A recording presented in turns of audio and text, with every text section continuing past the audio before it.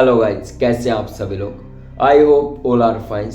That's today story KD Kempamma that's known as cyanide Mallika. एक ऐसी महिला की कहानी जिसे हम आज साइनाइड मलेका नाम से जानते हैं। ये वो महिला थी जो भारत की पहली सीरियल किलर थी जिसने काफी लोगों को मौत के घाट उतारा था। और इस कहानी की शुरुआत 2008 में हुई। भारत के कर्नाटक राज्य में बेंगलुरु में कंटिन्यू महिलाओं की लाशें मिल रही थी और इस चीज से पुलिस काफी परेशान थी। और वो जो लाशें थी कुछ ऐसी वैसी नहीं थी, केवल महिलाओं की लाशें। और ऐसी लाशें कि जिन पर ना ही चोट का घाव, ना ही किसी लूटपोट का या फिर किसी बुरी तरह से मारना हो, ऐसा कुछ भी निशान नहीं था। और ये जो लाशें से कंटिन्यू एक स्टेशन से नहीं, अलग अलग जगहों से मिल रही थी। और जो भी रिपोर्ट दर्ज हुई थी पुलिस पे, वो भी अलग अलग जगहों से थी। तो पुलिस इस चीज से लेकर काफी परेशान थी कि आखिर ये सब कौन कर रहा है, और यदि कर रहा है तो पकड़ा क्यों नहीं जा रहा। क्योंकि जितनी भी रिपोर्ट्स पुलिस के पास आई थी वो सभी अलग अलग जगहों से थी। इस चीज से पुलिस काफी परेशान थी। तो ऐसे ही थोड़ा सा समय और भी था, फिर एक और औरत गायब हुई जिसका नाम रेणुका था। और वो औरत जब गायब हुई तो उसके हस्बैंड, जो कि दुबई में काम किया करते थे, जॉब किया करते थे, वहां से अपनी जॉब छोड़कर, वीजा छोड़कर 15 दिन की छुट्टी लेकर इंडिया आए और कर्नाटक में पुलिस में रिपोर्ट लिखवाई। जब पुलिस में ये रिपोर्ट दर्ज हुई तो पुलिस वालों ने कार्रवाई करना शुरू कर दिया था। और जो रेणुका जिस तरह से गायब हुई थी उस चीज को लेकर काफी लोग परेशान थे, क्योंकि जो उसके हस्बैंड थे वो चाहते थे कि उनकी पत्नी जल्द से जल्द मिले। पुलिस अपना कार्य तो साथ ही कर रही थी, लेकिन जो रेणुका के पति थे वो भी अपना हाथ बढ़ा रहे थे काम में, कि वो सोच रहे थे कि जल्दी से जल्दी कातिल पकड़ा जाए, आखिर पूरा मामला क्या है। ऐसे 2 से 3 दिन गुजरते हैं। फिर एक दिन आता है 31 दिसंबर 2008 के दिन।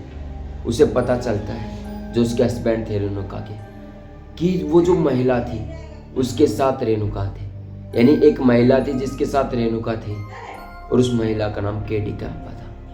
और ऐसे थोड़े से दिन और गुजरे, फिर पुलिस वालों को पता चलता है एक बस स्टैंड पर वही लेडी खड़ी हुई है जिसके साथ रेणुका को देखा गया था। ये जगह जब पुलिस को पता चली तो पुलिस तुरंत वहां पर पहुंचती है।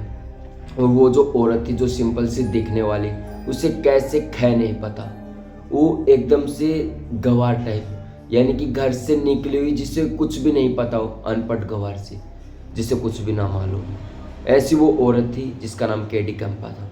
उस औरत को पुलिस ने जब देखा उसे गिरफ्तार कर लिया गया। तो उससे पुलिस ने पूछताछ की, लेकिन पुलिस को कोई भी ठोस सबूत नहीं मिला जिससे वो उसे गिरफ्तार कर सके। ऐसे ही थोड़ा सा समय बीता तो उसे छोड़ दिया गया। तो रेणुका का जो पति था उसे हाथ में नहीं आ रहा था कि ये पूरा मामला है क्या, और ये औरत पकड़ी गई तो ये सच क्यों नहीं बता रही। इस चीज से काफी लोग परेशान थे और समय भी काफी ज्यादा बीत जा रहा था। लेकिन जब पुलिस को एक ठोस सबूत मिला कि ऐसे सब कुछ कांड हुआ है, तो पुलिस वालों ने जो केडी कैंपा थे, साइनाइड मलेका नाम से जिसे आज जाना जाता है, उसके घर तक पहुंचने की कोशिश की। वहां तक जब पुलिस पहुंची तो उन्हें पता चला उसका जो पति था दर्जी का काम किया करता था, 3 उसके बच्चे थे और ऐसे उनका पेट पालन पोषण करता था। और जो केडी कैंपा थे वो एक ऐसी महिला थी कि वो जल्दी से जल्दी अमीर होना चाहते थे, और इसके चलते उसने काफ़ी मारपीट भी झेली थी। उसने काफ़ी अजीब हरकतें भी की थी, क्योंकि उसके जो पति ने फंड इकट्ठा किया था उसे शेयर में लगा दिया था, जिसके कारण सब कुछ लूट गया था। और अक्सर उसके पति से उसके झगड़े होने लगे थे, और इसके चलते वो सब कुछ छोड़ छाड़ के वहाँ पर अपने यहाँ पर रहने आ गई थी कर्नाटक में, और यहीं पर देखने लगी थी कि क्या करे। ऐसे ही समय बीता। जब पुलिस ने उससे गिरफ्तार किया, जब पक्के सबूत मिले, तब उन्होंने बिल्कुल हकीकत जानी कि ये कोई आम बात नहीं है। यानी जितने भी लोग पीछे मरे हैं सभी के सभी पीछे इन्हीं का हाथ है। इन्होंने जो भी किया, कोई घोर ही वो है कि भयानक मर्डर। इतने लोगों को घाट उतारा कि पुलिस को आज तक नहीं पता चला।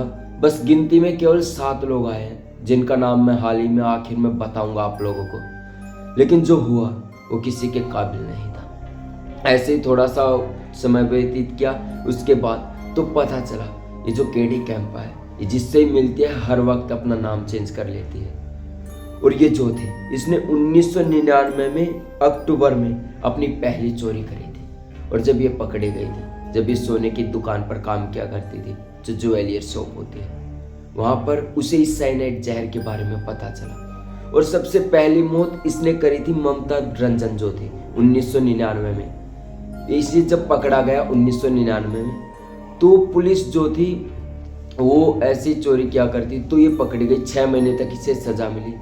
लेकिन जो इसके दिमाग में था अमीर होने का भूत सवार, उसे ये उतार नहीं पा रही थी। इस चीज से वो काफी परेशान। जैसे ही वो बाहर निकले तो उसने अब चोरी का धंधा छोड़ दिया। अब वो लोगों को मारना शुरू कर दिया था। उसने सबसे पहला शिकार ममता रंजन का बनाया, जो कि 30 साल की हो चुकी थी। सब कुछ था उसके पास, लेकिन उसका एक बेटा नहीं था, जिससे वो काफी चीज परेशान थी। और जो ये केडी कैंपा थी, इसने मंदिर को अपना घर बना लिया था कि यहीं से सब लूटपाट शुरू होगी और यहीं से कुछ करूंगी। जैसे ही कोई महिला ऐसी मंदिर में आती, ये ऐसी महिला को पकड़ती थी जो कि मतलब बिल्कुल सीधी सादी हो और अमीर घराने से हो, एकदम देखने में भी अच्छी हो। ऐसी औरत के पास जाती और मन्नत पूछती। जैसे ही ममता रंजन से पूछा कि तुम्हारा बेटा हो जाएगा, तुम्हें ये सब करना पड़ेगा, तो उसने बताया कि तुम बिल्कुल नए कपड़ों में आ जाना, साड़ी में, और अपने सारे जेवरात पहन कर आना, और एक ऐसी जगह पर आना है जिससे किसी को ना बताना तुम्हें, और तुम्हें आना है। ऐसा सब कुछ उसने बताया और ममता रंजन ने ऐसा ही किया। और वो अपने बिल्कुल नई ड्रेस में आके, और वो एक टाट पूंजिया काम होता है ना, जैसे नाटक करना कि मैं ये तंत्र विद्या जानती हूँ, ये सब करना, एक ऐसा ही गोलदारा खींचा और वहां पर अपनी बकवास करनी शुरू कर दी। लेकिन ममता रंजन इस चीज से काफी अनजान थी। उसे नहीं पता था उसके साथ आगे क्या होने वाला है। लेकिन जो ममता रंजन के साथ हुआ, उसने कहा, जो केडी कैंपा थी, जिसे हम साइनाइड मलिका से जानते हैं, उसने एक पानी का रखा था ड्रम साइड में, वो बिल्कुल तैयार होकर आई थी। उसने कहा कि ये पानी पी लो। ममता रंजन ने जैसे ही पानी पिया, उसकी वहीं पर मौत हो गई, क्योंकि जो पानी था वो उसमें साइनाइड मिला हुआ था। इस बात से ममता रंजन बिल्कुल अनजान थी। उसे खुद नहीं पता कि उसके अंदर क्या था। और पहली मौत उसने पहला शिकार ऐसे किया, और ऐसे लोगों को उसने लूटना शुरू किया। उसने कम से कम पुलिस के गिरफ्त में आने के बाद केवल 7 लोगों का नाम बताया, जो कि हर चीज से परेशान थे। कोई दमा से परेशान था, तो किसी को सांस की दिक्कत थी, किसी के बेटे की शादी नहीं हो रही थी। मैं आप लोगों को उन 7 लोगों का नाम बताऊंगा जिनको केडी कैंपा ने मारा था, और वो हर वक्त अपना नाम बदल देते थे। जब पुलिस ने 2008 में उसे पकड़ा, और ये जो केसेस थे 1999 से शुरू हुए थे। 2008 में जब पुलिस ने उसे पकड़ा तो उसका नाम मलिका था, तभी से साइनाइड मलिका इसका नाम पड़ा। इसने जो 7 मर्डर करे थे उनके नाम, पहला नाम है ममता रंजन, दूसरा था एलिजाबेथ जो 60 साल की औरत थी, तीसरा थी यशवंता जो कि 54 साल की थी, अपने बेटे के लिए आई थी शादी के लिए, और चौथी मुनम्मा, 5वीं पिलम्बो, और 6वीं नगमनी, और 7वीं जो थी रेणुका। जो रेणुका थी उसकी डेड बॉडी एक होटल में पड़ी थी, जिसके साथ ये खुद गई हुई थी। वो नहीं पता कि रेणुका किस चीज से परेशान थी, लेकिन रेणुका की डेड बॉडी एक होटल में मिली थी। जब उन्हें वहीं से पता चला कि ये लेडी उसके साथ थी, और आज उसे पकड़ लिया गया है पुलिस ने। ये जो केस था पहले पुलिस ने अपने हाथों लिया था, तो इसे फांसी की सजा सुना दी गई थी।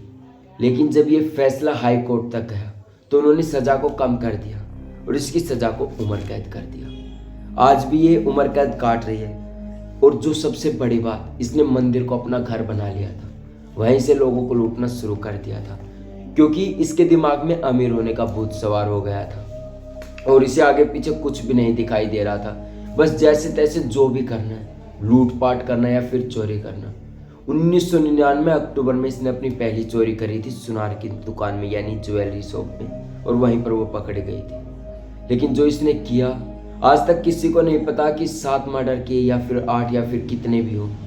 ये भोली भाली दिखने वाली औरत, इसने बहुत कुछ खो दिया और काफी औरतों को मार दिया। आज ये जेल में है और उम्र कैद की सजा काट रही है। That's today story will be the end. आज की कहानी यही समाप्त होती है। कल फिर से मिलेंगे क्राइम की एक और सच्ची कहानी लेकर। तब तक के लिए जय हिंद। कल फिर से मिलते हैं।